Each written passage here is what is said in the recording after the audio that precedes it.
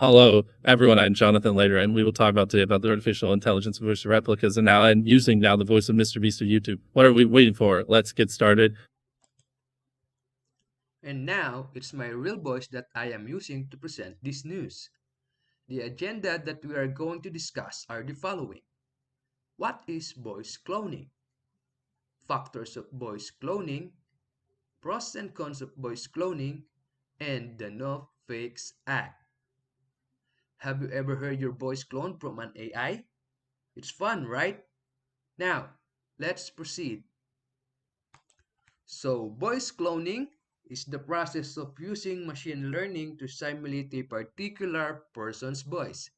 It requires a lot of time and effort on the part of the person whose voice you're trying to recreate to train the model. Also, you need to provide the machine learning model with a large dataset of recordings, keeping in mind all factors that determine high audio quality from that specific person. AI voice clones mimic politicians, celebrities, etc. that reshaping our reality. Rapid advances in artificial intelligence have made it easy to generate believable audio, allowing anyone from foreign actors to music fans to copy somebody's voice. But experts have long predicted generative artificial intelligence would lead to a tsunami of fake photos and videos. Here are the factors to consider when cloning a voice. So first, we have the speech pattern. So these are the characteristic mode by which someone expresses themselves. Next are accent and voice inflection. These are the various changes on their voice when speaking. Inflection also includes tone, pace, pitch, and modulation or intonation of the words that come out from their mouth. And the last one is the breathing pattern. So these are the frequency of breath over a period of time. It's worth noting that some models can build a somewhat accurate replica of a person's voice with a 5-second clip.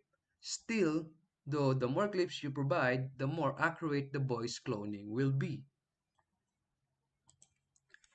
Voice cloning is an efficient way to create content at scale, saving significant time for creators, producers, and media by replicating a specific person's voice. So, here are the some pros of voice cloning. First, we have the bringing back voices from the past. Voice cloning allows us to listen to iconic speeches and conversations from history, creating a more immersive understanding of the past and the people who shaped it. Next is learning new languages easily. Voice cloning aids language learning by offering immersive practice with virtual language partners. Users can engage in conversations with AI voices that mimic native speakers, accelerating the acquisition of new languages. And lastly, making stories sound even better. Audiobooks, podcasts, and similar audio content reach new heights with AI voice cloning. Authors can personally narrate their works, adding an emotional connection that captivates listeners and enhance storytelling. And now, let's move to the cons of voice cloning. First, challenges to identity and authenticity. As AI voice cloning becomes more sophisticated, the risks of losing unique vocal identities emerge. The authenticity of voices may be questioned, potentially blurring distinction between real and synthesized voices. Next one is ethical dilemmas and consent. The ethical implications of using someone's voice without explicit consent come to the forefront.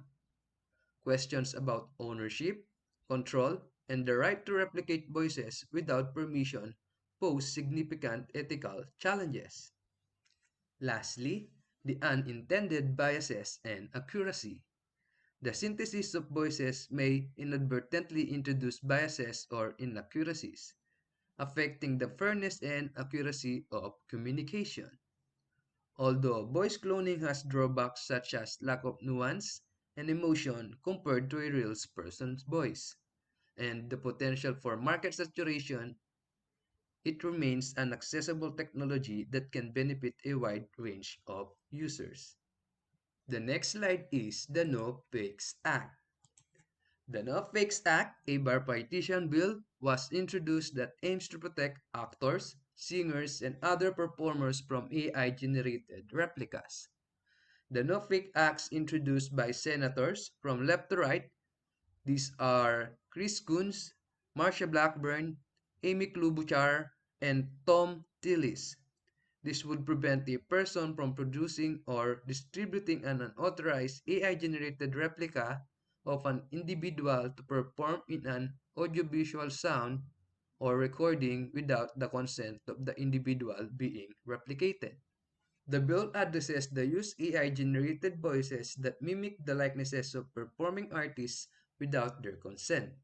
While this sounds like something straight out of science fiction novel, it's a very real and current issue. Earlier this year, an anonymous artist, ghostwriter, created a song using AI to recreate the voices of Drake and The Weeknd without their knowledge. The song entitled Heart on My Sleeves. At the last slide of this presentation, I will play the short clip of the song. As we all know, the rapid and widespread adoption of generative AI has lawmakers scrambling to address its potential harmful implications.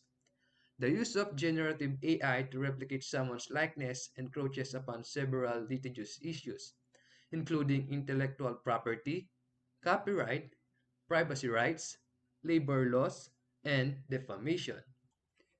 If the bill is passed, whoever is using someone's unauthorized replication will be liable for damage. And that's all, and thank you for listening.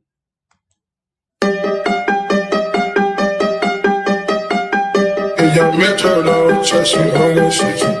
I came in with my ex like Selena, the flex, bumping Justin Bieber, the fever and left, She know what she need, all she blessed, giving me my best,